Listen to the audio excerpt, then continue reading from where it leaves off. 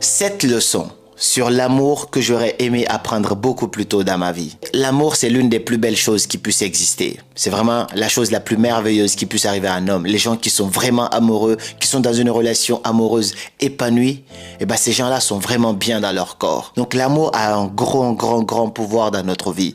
Mais le problème, c'est que l'école, là où on passe le plus de temps, ne nous a jamais enseigné comment vivre l'amour. Nos parents ont toujours gardé ça tabou, nous ont pas révélé certaines vérités, alors que eux, ils ont l'expérience, ils auraient pu nous épargner de beaucoup de peines de cœur. Dans cette vidéo aujourd'hui, je vais donc voir avec toi 7 vérités sur l'amour qu'on apprend trop tard dans la vie. Et si tu comprends vraiment ces 7 vérités et que tu incarnes vraiment ces 7 réalités-là en toi, je pense que tu auras accumulé une grosse sagesse dans tes relations. Mais avant d'entamer cette vidéo, si tu n'es pas encore abonné à ma nouvelle page Facebook, parce que tu sais que très récemment, je me suis fait pirater ma page, j'ai perdu plus de 750 000 abonnés, j'ai créé une nouvelle page, je te mets le lien dans la description. N'hésite pas à nous rejoindre là-bas aussi parce que là-bas, je partage plein de courtes vidéos au quotidien qui t'aident à devenir cette meilleure version de toi. Alors, la première leçon que j'aurais tellement aimé apprendre plus tôt dans ma vie, lorsque j'étais plus jeune, et aujourd'hui, je remercie la vie de connaître cette leçon aujourd'hui et vraiment de l'incarner dans mon quotidien, c'est que si tu dois choisir entre une personne et tes rêves et tes projets, alors choisis tes projets. Parce que le problème, c'est quoi? C'est que je connais des gens, et même moi, j'ai été dans cette situation, qui sont dans des relations, on va dire toxiques, parce que qui ne les aident pas à grandir, à devenir cette meilleure version. Et du coup, parce que ces gens-là bossent beaucoup sur leurs projets, cette partenaire va te dire au final, faut que tu arrêtes de travailler, tu passes beaucoup trop de temps sur tes projets, je veux que tu passes du temps avec moi. Lorsque tu fais ça, c'est l'une des plus grosses erreurs que tu vas faire de ta vie. Tu sais pourquoi?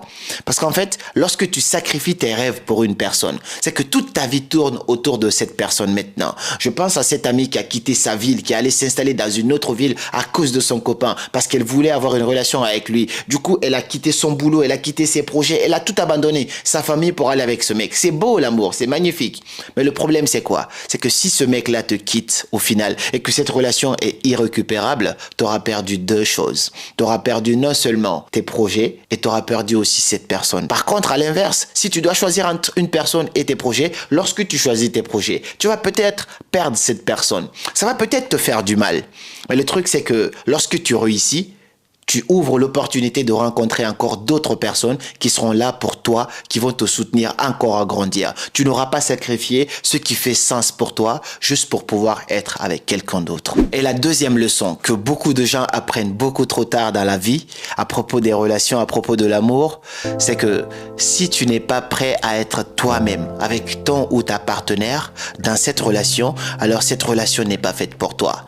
Donc si tu ne peux pas être toi dans la relation, cette relation n'est pas faite pour toi. Même si ça te semble beau, même si ça te semble magnifique, même si tu penses que cette personne, c'est la personne parfaite, crois-moi, cette personne n'est pas faite pour toi. Cela me rappelle une personne que j'ai en coaching qui manquait tellement de confiance en elle. Le mec, il me dit que il pensait qu'il ne méritait pas sa copine. Donc lui, il se croyait chanceux d'avoir cette copine-là. Le problème, c'est que quand il dormait, lui, c'est quelqu'un qui respire un peu trop fort, ok? Au lit, en train de dormir avec cette femme, parfois, il coupait même sa respiration pour ne pas trop respirer fort parce que ses amis lui avaient mis ce traumatisme dans la tête, comme quoi il respire comme un aspirateur. Lui, il avait peur de ça parce qu'il se disait que si la fille découvre qu'il respire comme ça, elle va plus du tout avoir envie de dormir avec lui ou même elle va le quitter finalement. Donc lui, il vivait avec cette peur au quotidien. Il était dans le même lit que la fille. Il pouvait même pas respirer correctement. Et tu t'imagines une relation dans laquelle tu ne peux même pas respirer correctement. Est-ce que cette relation, elle en vaut vraiment la peine? Si tu ne peux pas être toi-même auprès de cette personne avec qui tu sors, c'est que ce n'est pas une relation qui est faite pour toi. Et je te dis ça vraiment par expérience. La personne avec laquelle tu dois être, tu dois te sentir libre avec cette personne. Tu dois pouvoir aller aux toilettes alors que cette personne est dans la maison sans honte, sans crainte. Tu dois pouvoir marcher nu avec cette personne sans peur, sans crainte. Tu dois être toi-même simplement. Mais si tu dois sacrifier la personne que tu es, ton bonheur, ton état intérieur, juste pour t'adapter à l'autre personne parce que tu as peur que l'autre personne voit ton vrai visage, alors cette personne n'est pas faite pour toi. Et la troisième leçon que n'importe qui devrait savoir à propos des relations, c'est très banal d'ailleurs, c'est que ne donne jamais ta confiance à 100% à une personne qui a trahi quelqu'un d'autre pour se mettre avec toi. Ne donne jamais ta confiance totalement à une personne qui a trahi quelqu'un pour se mettre avec toi. Le problème, c'est quoi? Lorsqu'une personne trahit quelqu'un pour se mettre avec toi, c'est beau parce qu'il y a l'intention, il y a l'émotion. Toi, tu te crois chanceux. Mais lorsque tu donnes ta confiance à 100% à cette personne, qu'est-ce qui te garantit que cette personne, lorsqu'elle n'aura plus du tout ce qu'elle recherche sur toi, qu'est-ce qui te garantit qu'elle ne va pas te trahir toi aussi pour aller avec quelqu'un d'autre? La confiance n'exclut pas la méfiance. Si une personne a pu trahir, briser le cœur de quelqu'un pour se mettre avec toi, crois-toi chanceux, ça t'as le droit. Mais ne fais pas confiance à 100% à cette personne. Ne te repose pas sur tes deux oreilles avec cette personne, c'est pas possible. Il y a une petite histoire par rapport à ça. Dans un village, un monsieur, il est venu dans un village, il voulait sortir avec une fille qu'il a vue qui était magnifique. Mais vu que le monsieur, il était riche, il avait beaucoup d'argent, ainsi de suite, la fille, elle était en couple normalement. Finalement, elle a quitté son copain pour se mettre avec le monsieur uniquement parce que le monsieur, il a de l'argent. Alors qu'elle avait passé plus de 5 ans de relation avec son copain. Mais juste à cause de l'argent d'un gars qui venait sur un cheval, qui avait absolument tout, elle a quitté son copain pour partir avec lui. Il y a une dame dans le village qui a donné un conseil à ce monsieur riche, mais qui n'a pas écouté.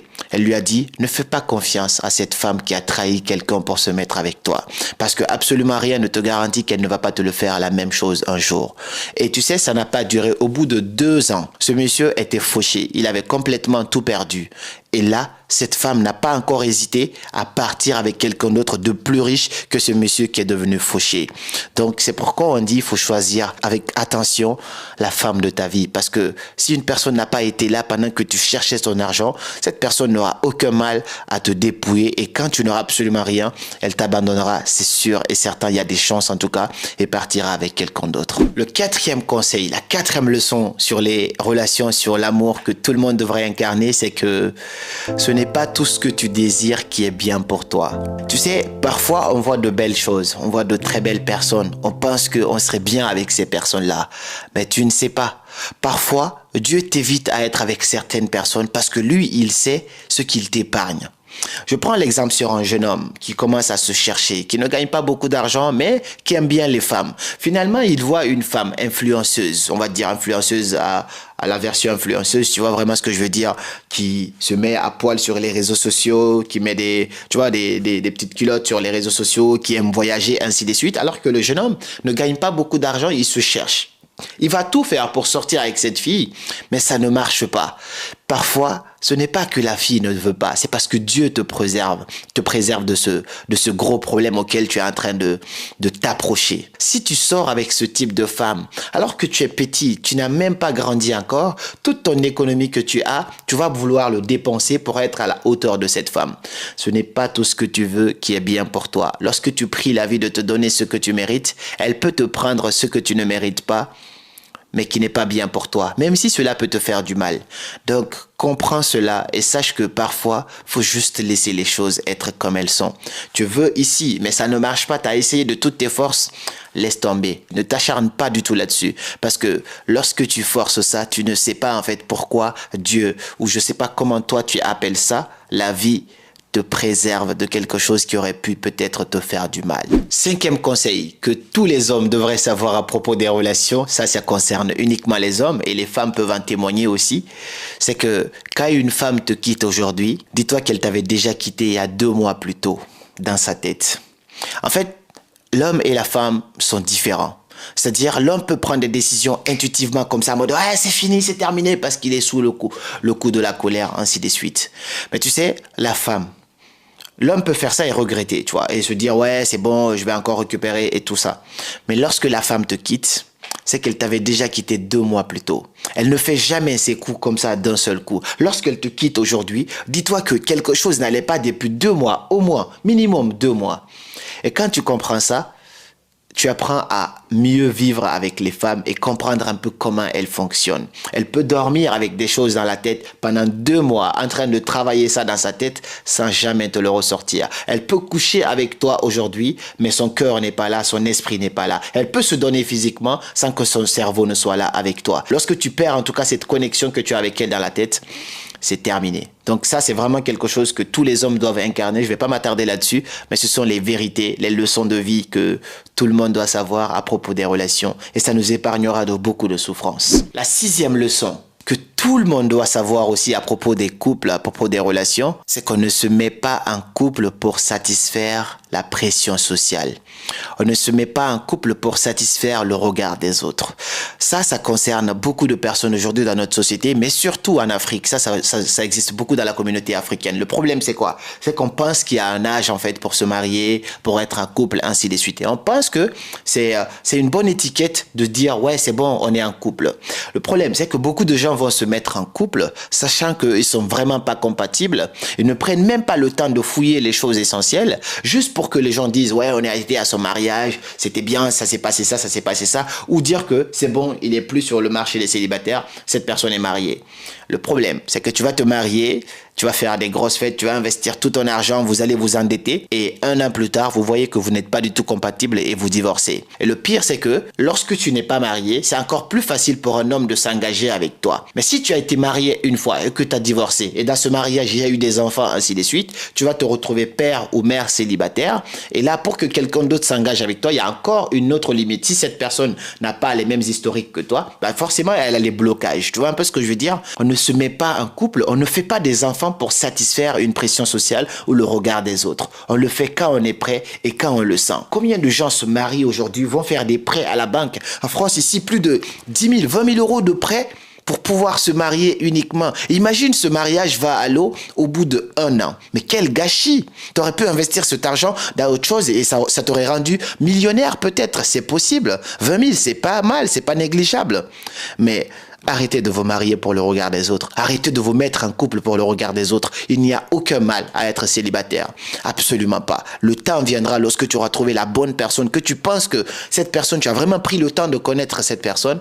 Et bien là, tu peux t'engager. Comme ça, chaque responsabilité qui tombera là-dedans, c'est toi qui l'assumes. Parce que jamais quelqu'un d'autre ne l'assumera à ta place.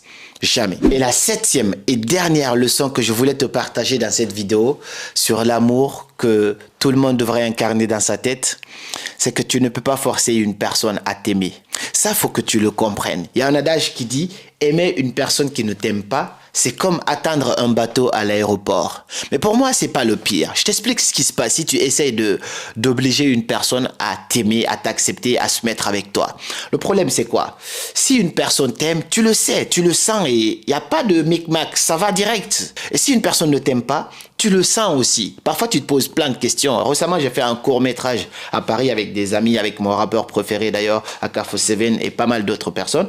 On a fait ça et le but, c'était de faire comprendre que lorsque certaines personnes ne sont pas intéressées par toi, elles vont pas te le dire directement. Mais c'est toi, c'est à toi de comprendre ces signes. Imaginons, moi, je n'aime pas les pâtes. C'est un exemple, j'adore les pâtes sinon. Mais imaginons que je n'aime pas les pâtes. Toi, tu n'as que des pâtes. Le problème, c'est que tu me proposes des pâtes, je te dis non, je ne veux pas des pâtes. Et tu me proposes encore plus de pâtes. Allez, tiens, plus de pâtes. Je te dis encore non. Tiens, plus de pâtes. Je te dis encore non. Qu'est-ce qui se passe? C'est que plus tu m'en donnes, plus ça me dégoûte. Donc, cela nous enseigne quoi? Ce n'est pas en donnant plus d'amour à une personne qui ne voit pas déjà le peu que tu lui donnes que la personne changera d'avis à propos de toi. Tu ne peux pas forcer une personne à t'aimer. Tu as le droit d'aimer une personne, de ressentir des sentiments pour une personne, mais lorsque tu verras que ce sentiment n'est pas réciproque, respecte-toi et laisse la personne tranquille. Et parfois, bizarrement, on est plutôt attiré par des gens qui ne sont pas attirés par nous. Lorsque tu montres à cette personne que tu laisses tomber, que tu passes à autre chose, il se peut qu'elle se remette en question. Et là, elle va commencer à t'observer autrement. Elle pensait que tu n'avais que des pâtes. Finalement, elle va voir que tu n'as pas que des pâtes. Tu as aussi du couscous, tu as aussi du riz, tu as aussi plein de trucs. Tu comprends un peu la métaphore? Plus tu es proche des gens, moins on voit ta valeur, moins on voit qu'est-ce que tu peux apporter. La meilleure façon de faire comprendre à une personne que tu l'aimes, c'est de la laisser tranquille. Et c'est uniquement comme ça que tu peux changer cette personne à peut-être vouloir quelque chose avec toi. Mais c'est jamais en forçant. Jamais. Il y a pas mal d'autres leçons que j'aimerais te partager, mais je m'arrête là pour pas que la vidéo soit très longue. Voici les 7 leçons sur l'amour que tout le monde devrait savoir plus tôt dans la vie et malheureusement on l'apprend que trop tard, que par l'expérience. J'espère que cette vidéo t'a plu. Si c'est le cas, n'hésite pas à la partager à d'autres personnes, à mettre un like pour me soutenir et puis on se dit à très bientôt pour de nouvelles vidéos et comme toujours c'était Karamo, suivez vos rêves, ils connaissent le chemin.